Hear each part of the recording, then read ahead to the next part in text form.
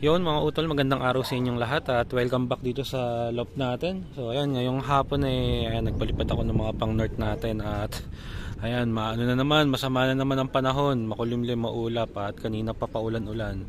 So yung mga pang north natin, ayun sila oh. Ayan, hindi na taabot ng camera eh. Nakakalabas lang nila.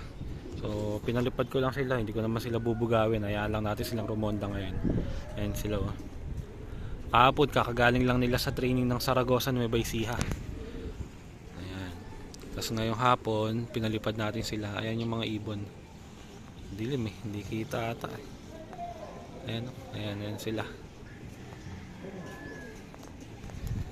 Ayan.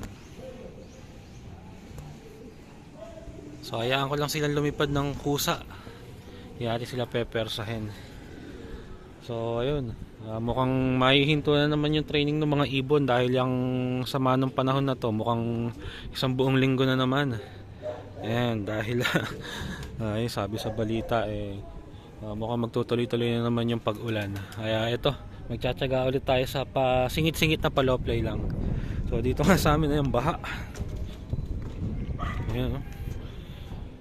Hanggang sa loob namin sa may garahe, baha.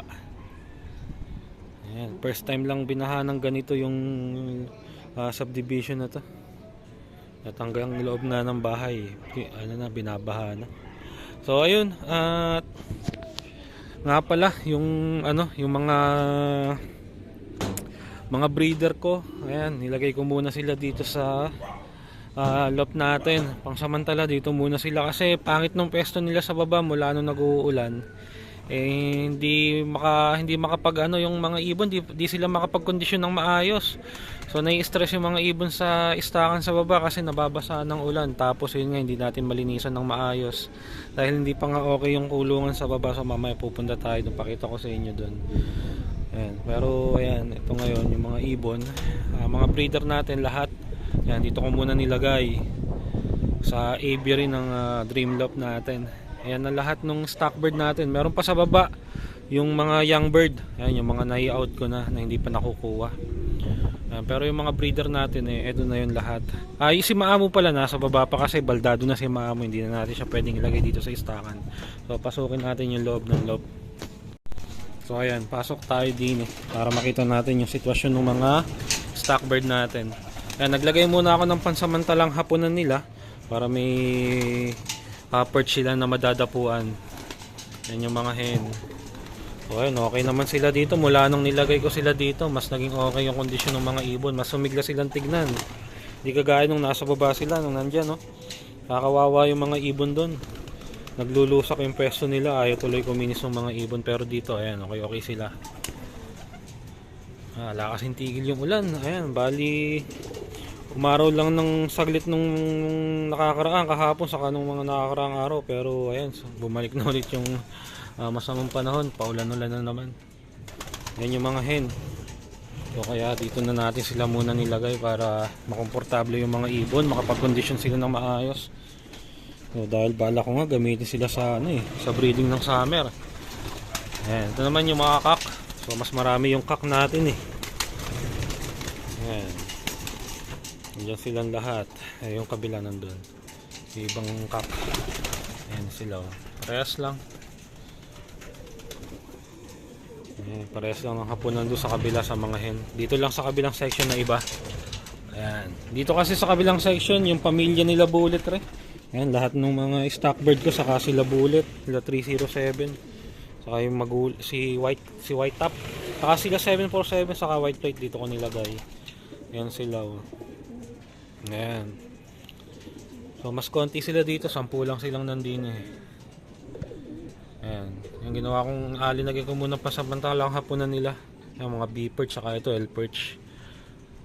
Wala pa kasing hapunan dito, hindi kagaya doon sa kabila. Ayan. Kaya si Macbullet, nasan ba si Macbullet? Ayun si Macbullet sa taas. Si Macbullet natin. Saka yung mga kapatid niya, saka yung mga inbreed Maamo nandun Kaya anak ni Bullet na inbreed din. Asan ba anak ni Bullet? Ito, anak ni Bullet yan, inbreed kay Maamo. Ayan. Ano to, tatay nung 2 times inbreed natin sa baba. Ayan, magkakamukha sila. Halos pare-pares ng itsura.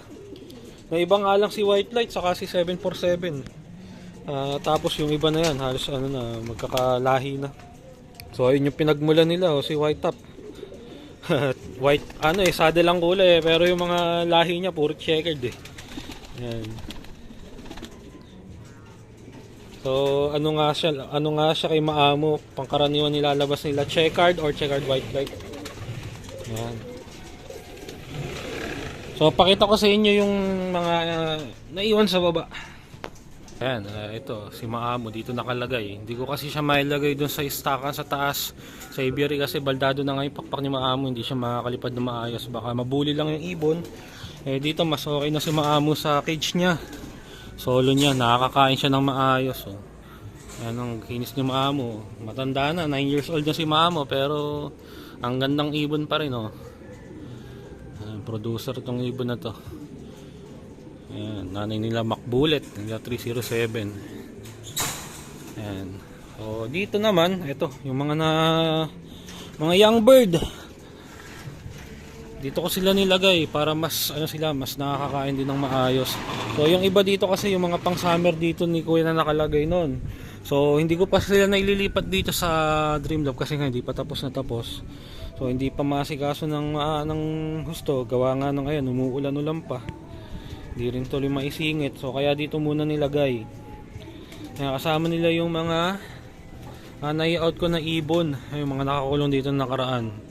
Kung wala na nakakulong dito, nilipat ko na nga sa taas yung mga hen. So sila naman tong nilagay ko dito. Yan, 10 sila dito na young bird. Yan. Yan sila Yan, mga pang summer yan, mga ililipad natin ng summer. Kaya magbibreed pa ako siguro ng mga ilang piraso pa para may makasama sila. Yan, mga anak ni Macbullet saka pinsan ni Macbullet. Ayan. Ito 2 times yung breed ko na Maamo. Ayan, ang ganda kamukha ni Maamo. So ayan, yung mga naiwan dito. Saka yun pala. Ito, yung lop visitor ko noon na PPCP. Nilagay ko dito. Inalis ko na yung kulungan doon sa may gilid para hindi nababasa. Mas okay dito, nakakagalaw-galaw yung ibon, mas makapag-condition siya. Kasi ito, meron na naman dagit. Itong dagit na to, matagal na to dito, pabalik-balik. Ilang linggo ko na itong nakikita dito sa loob, pabalik-balik, nanginginain sa ilalim ng kulungan. So, kaya hinuli ko na. Kasi baka pamaya, kung saan siya magpunta, magkaroon pa ng sakit yung ibon, manghawa pa dito sa mga breeder. Kaya, ayan, hinuli ko na.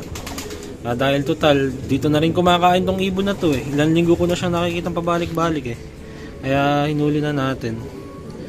Yan yung ibon. Di ko rin na mapawala kasi pag pinawalan ko to sigurado ganun lang ulit gagawin niya. Magpapabalik-balik dito sa loob. Tas kung saan siguro pupunta.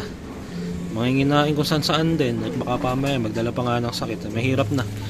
Baka mahawahan pa niya yung mga breeder natin. So, ayan, 2 dagit.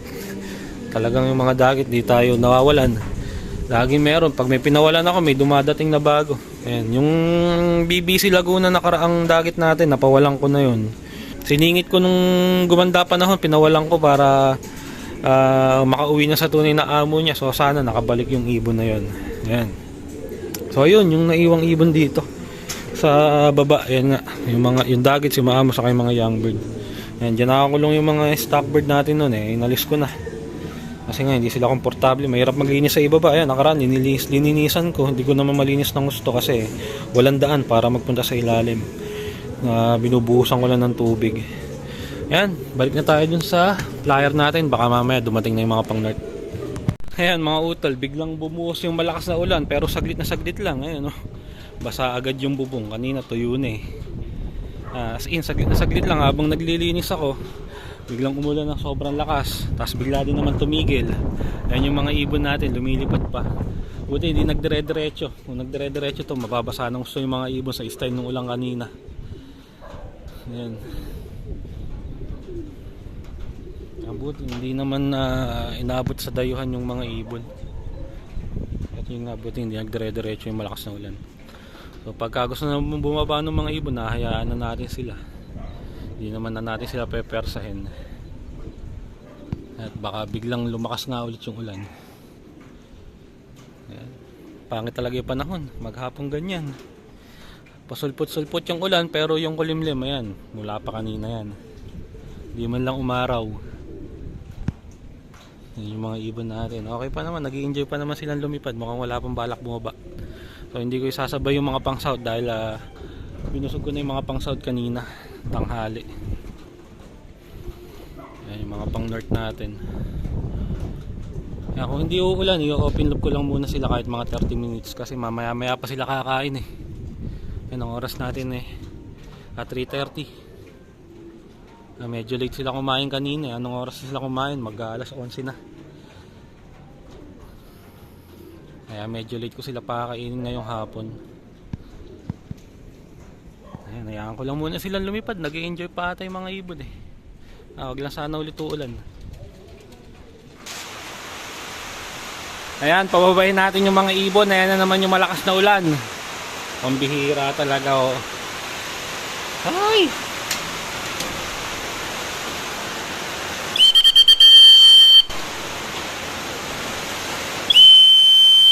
Saan na sila? Ayun! Ayun, nagbabaan na. Pambihira, inabutan pa ng ulan.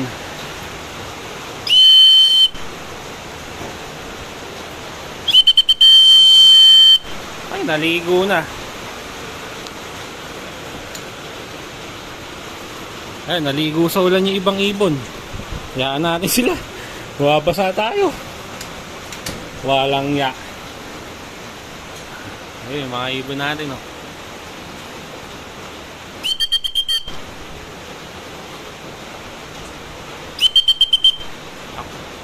Di papasok ito agad. Gustong maligo eh.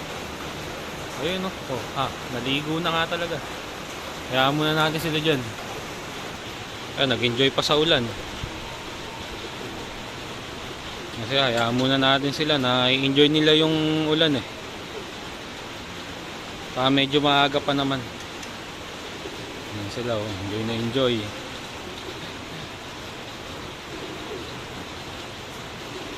Pasulpot-sulpot talaga yung ulan. Kala ko kanina kasi hindi ulan nung nagpawala ako, pero ayan, umuulan na naman. Wag lang sobrang lakas na ulan, saka wag lang di sasabay ng sobrang lakas na hangin. Ayan yung mga ibon natin oh. Ayan, pumasok na yung mga ibon natin. Tapos na rin silang kumain. Basang-basa silang lahat oh. Nagliguan sa ulan eh. Ilang linggo nang umuulan pero nakuha pa nilang naligo sa ulan kahit hapon na. So, kala ko di agad sila papasok pero nung mga nabasa sila ng gusto eh, mga nagpasukan din kaagad. At yan nga, napakain ko na yung mga ibon. So grits na lang eh, kinakain nila. Ayan, wag lang sana sila tatamaan ng sakit. So yun lang mga utol para sa araw na to. Hanggang dito na lang yung video natin. Maraming salamat sa panonood mga utol. So ayan, at hawak na natin yung ibon. At pawalan na natin, maaraw na. Ayan yung araw. So, medyo cloudy pa, pero ayan, kaya naman na siguro ng ibon. At kailangan na rin natin siyang pawalan eh. Ayan, malakas naman na yung ibon. So nung nahuli nga ito, nung pumasok siya sa loop, meron pa siyang eye cold. Pero ngayon okay naman oh. Ayan. Wala na siyang eye cold. So magaling na, yung balahibo niya makinis na rin, di kagaya nung nahuli natin siya, medyo dry yung balahibo niya nun. Tapos yung katawan niya manipis na. Ngayon maganda na katawan niya, mataba, malakas na kumain.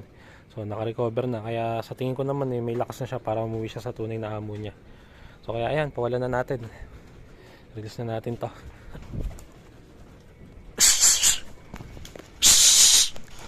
Yun.